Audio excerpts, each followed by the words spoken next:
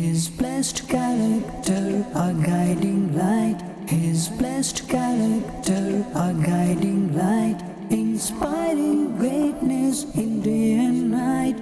Inspiring greatness in day and night. Alhamdulillahi Rabbil Alameen. Wassalatu wassalamu ala sayyidil mursaleen. Amma ba'd, fa'udhu billahi minash shaitanir rajim. Bismillahir rahmanir rahim. As-salatu wassalamu alayka ya Rasulallah wa ala alika wa ashabika ya Habiballah. As-salatu wassalamu alayka ya Nabiyallah wa ala alika wa ashabika ya Nurallah. Welcome, dear viewers, to another episode of our program, Blessed Character of the Beloved Prophet Sallallahu Alaihi Wasallam. Inshallah, let's begin with an excellence of reciting Durood Sharif, Salat ala Nabi. Our beloved Prophet Sallallahu Alaihi Wasallam said, whoever recites Durood Sharif upon me 10 times in the day and 10 times in the evening, I will intercede for that person on the Day of Judgment. Subhanallah. Sallu ala al-Habib sallallahu ta'ala ala Muhammad sallallahu alayhi wa alihi wa sallam. Our beloved Prophet Sallallahu Alaihi Wasallam has the most amazing character, the greatest of all characters. And we've been discussing in this program of ours various aspects of his noble character. Inshallah, in this particular episode, we're going to discuss the trustworthiness of the Prophet Sallallahu Alaihi Wasallam.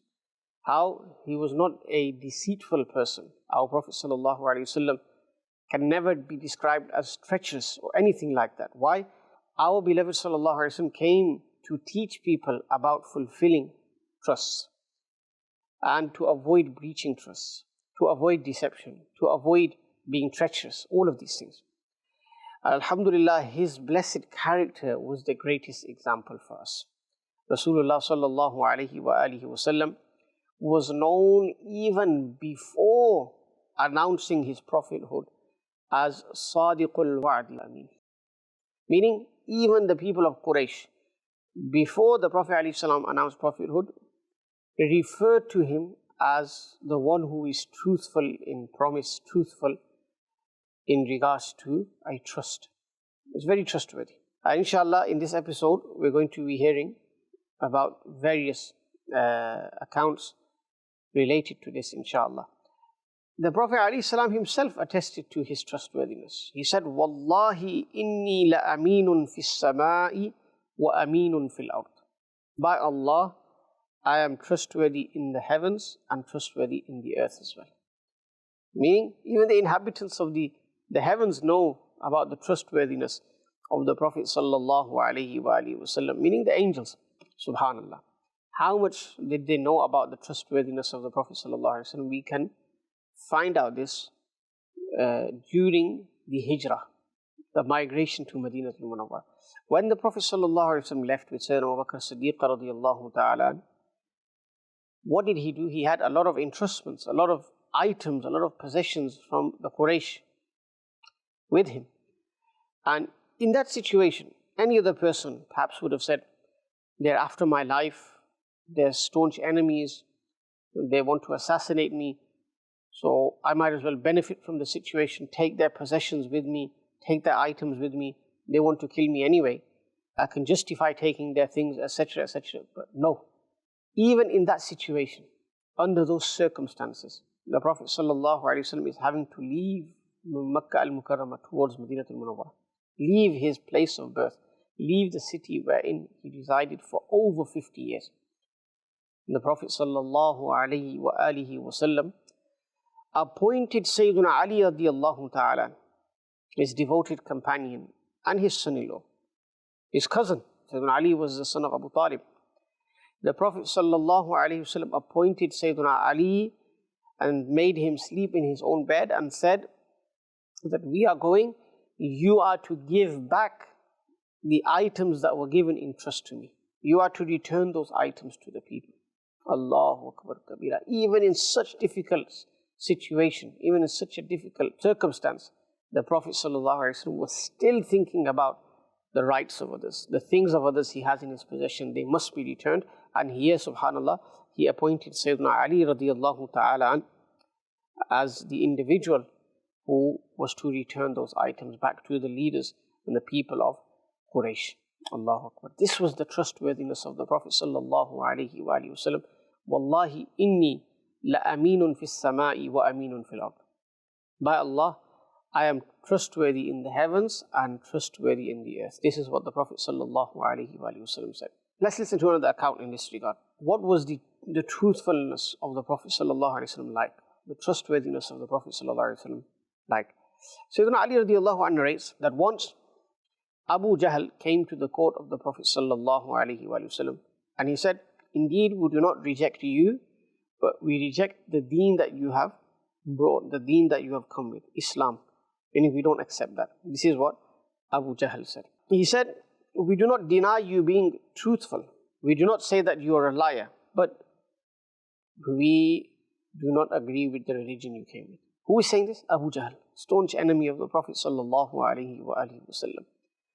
And he's saying regarding the Prophet ﷺ that we are not saying that you are a liar. We are not saying that you personally are dishonest or you're not truthful, nothing of that nature. But what you have come with, this new religion, you're telling us to leave idol worship, etc., that our forefathers were upon, then I don't agree with that. This is what Abu Jahl is saying regarding the Prophet ﷺ. Meaning, they were reiterating that they've never seen the Prophet ﷺ lie. They've always seen him speak the truth. They've never seen the Prophet ﷺ be deceitful, treacherous, or breach a trust. Allahu Akbar. And there's so many accounts like this as well. Let's mention another one. During the Battle of Badr, when the army of the Muslims and the disbelievers were gathered in the plain of Badr, a person by the name of Akhnas bin Shariq, he asked Abu Jahl in private, in solitude. Nobody was there, no third person. He said, there's nobody here, just me and you. Tell me, what is your opinion regarding Muhammad sallallahu alayhi wa sallam? Is he truthful or, ma'adallah, is he a liar? When this question was asked by Akhnas, Abu Jahl answered and said, Wallahi inna Muhammadan la sadiqun wa ma kadhiba Muhammadun qattu. That by Allah, Muhammad sallallahu alayhi wa sallam is truthful. And he has never spoken a lie. He's never told a lie. Who is saying this? Abu Jahl is saying this. Staunch enemy of Rasulullah sallallahu alayhi wa sallam. It's the battle of Badr. They are about to confront the Muslims. They are bloodthirsty. They are after the life of the Muslims. Ma'adallah, they want to assassinate Muslims. In the heat of all this, Abu Jahl is asked, what is your opinion regarding Sayyidina Muhammad sallallahu alayhi wa sallam? What does he say?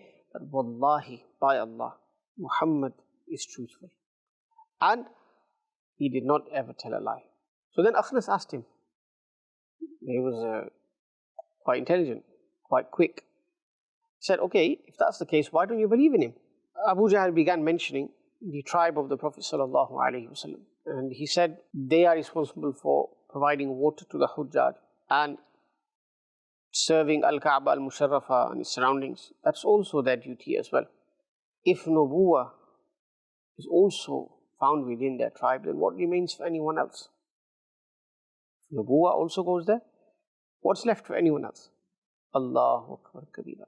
Meaning, the reason why Abu Jahl would not accept the Prophet ﷺ as a prophet was because of jealousy, because of enmity, because of malice that he had for the Prophet ﷺ, that everything will belong to the tribe of the Prophet ﷺ, all honor and respect. What's left for anyone else? But Islam is for everyone.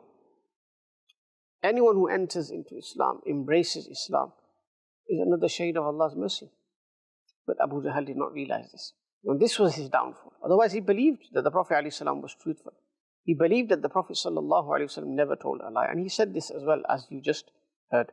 And there were many others like Abu Jahl, meaning due to the same reason they did not accept faith. 53 years the Prophet ﷺ stayed with them. Did not lie once, did not tell a lie, always spoke the truth. There's no proof against him in this regard. Yet they didn't accept. Why didn't they accept? Same reason as Abu Jahl. The people who did not accept is because of jealousy, because of hasad, because of malice, because of these reasons.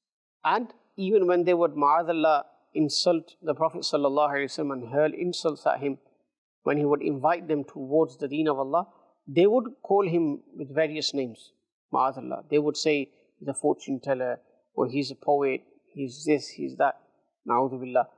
But one thing they could never ever say regarding the Prophet ﷺ was that he's a liar and he's not truthful. They couldn't say that because that wasn't the reality of the situation. The reality was the Prophet ﷺ was the most truthful. And as you heard, his title was Sadiqul Wa'di Amin. And as for us Muslims, this particular attribute of being truthful, which is found in the Dhat of Rasulullah ﷺ, it is of great significance in our lives. Why? Because our whole Iman is dependent upon the veracity and truthfulness of Rasulullah ﷺ. What does Iman mean? Tasdeeq, testifying. And the ulama say, Al-Imanu tasdeequ ma ja'a bihin nabiyyu sallallahu alayhi wa sallam. They've summed Iman up as testifying, believing in everything that Rasulullah sallallahu alayhi wa sallam came with. Everything that the Prophet sallallahu alayhi wa sallam told us about, relate to us, this is Iman. Because the Prophet sallallahu alayhi wa sallam would not speak from his own self. He would not, ma'adallah, make things up. Everything he said was from Allah subhanahu wa ta'ala. In huwa illa wahyun yuha. It is not except revelation which is revealed to him. So, our Iman, everything depends upon the sadaqah, the truthfulness of Rasulullah sallallahu alayhi wa sallam. Any bit of doubt in this regard, any uncertainty in this regard, what would this amount to? What would this lead to? It would lead to having doubt in Iman. Doubt in our own faith, which is not acceptable. A Muslim is he who does not have doubt, has yaqeen, has certainty regarding his faith. And you can only have certainty when you are certain in your belief that the Prophet ﷺ is the most truthful. And we've had many accounts mentioned. We've told you how Rasulullah ﷺ was known as Sadiqul Wa'di Amin throughout his life, even before announcing prophethood. There are so many evidences which all highlight that the Prophet ﷺ was the most truthful. Let's listen to another account where we come to know about the truthfulness of Rasulullah ﷺ. Once Sayyiduna Abu Sufyan radiallahu anhu, who wasn't a Muslim before, he obviously accepted Islam, and during that era, during that period where he wasn't a Muslim, he went to the court of the king known as Qaisar. Now this king, he asked many questions, many good questions to Abu Sufyan. And one of them was, tell me about that person who has announced prophethood amongst you. Has he ever told a lie? Direct question, has he ever told a lie? So he's saying, apart from this i'lan, this proclamation of prophethood, apart from this, in his lifetime, have you ever heard him speak a lie? What did Abu Sufyan say? Abu Sufyan said, Muhammad sallallahu alayhi wa sallam has never spoken a lie in his life. Upon this, Qaisar said that the person who never lies about the creation, makhlooq, how could he ever lie about the Khaliq, meaning the Creator, Allah Azza wa Jal? So the Prophet sallallahu alayhi wa sallam was known by one and all regarding his truthfulness, his trustworthiness. Sadiqul Wa'di Amin. Here Abu Sufyan wasn't a Muslim at the time. He could have lied. He could have accused the Prophet ﷺ of lying. He could have said 1,001 things. But nobody could ever say regarding the Prophet ﷺ that he's a liar. Even throughout his tabligh, throughout his call to righteousness, Amrun bil ma'ruf wa nahyun 'anil munkar, time and time again we hear, this cannot be the face of a liar. He's not a liar. He's truthful. Yes, they would say other things. Magician, ma'adallah. And they would call the Prophet ﷺ by other evil names. The Quran documents them. But never once did they say he's a liar. Because he wasn't a liar. And our Iman depends upon the truthfulness of Rasulullah sallallahu alayhi wa sallam. Everyone accepted that the Prophet sallallahu alayhi wa sallam was true from all aspects. Companions, when they would embrace faith in the Prophet sallallahu alayhi wa sallam, they would see his noble countenance, his luminous face, and they would say, this is not the chehra, this is not the blessed face of a liar. They could see the truthfulness in his face. That was a big dalil in and of itself. So as Muslims, we need to follow our beloved sallallahu alaihi wasallam in this regard. We need to be truthful in all our matters. We need to be trustworthy in all our affairs. How can it be that an ummati is ma'adallah lying, is treacherous, whilst our leader is the most truthful, is the most trustworthy? We have to uphold the standards that Islam has given to us. We have to represent our beloved sallallahu alaihi wasallam.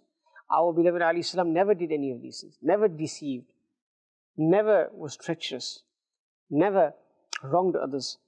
But unfortunately, we are doing this today. So we need to come back onto the path of the Sunnah of Rasulullah sallallahu alaihi wasallam, be truthful in our speech, in our actions, in every manner. And inshallah, that's when Islam will be dominant once again, and Islam will continue to flourish and prosper by means of the representatives of Islam. Meaning the Muslim Ummah, if they uphold the teachings of Quran and Sunnah, if they follow the seerah of the Prophet ﷺ, Islam will continue to dominate, inshallah. Islam will continue to win over the hearts of people. Why? Because they will see the teachings of Islam being practiced by its followers. May Allah Ta'ala grant us tawfiq in this regard. Ameen bijahi Nabi al-Ameen sallallahu alayhi wa sallam. His blessed character, a guiding light. His blessed character, a guiding light. Inspiring greatness.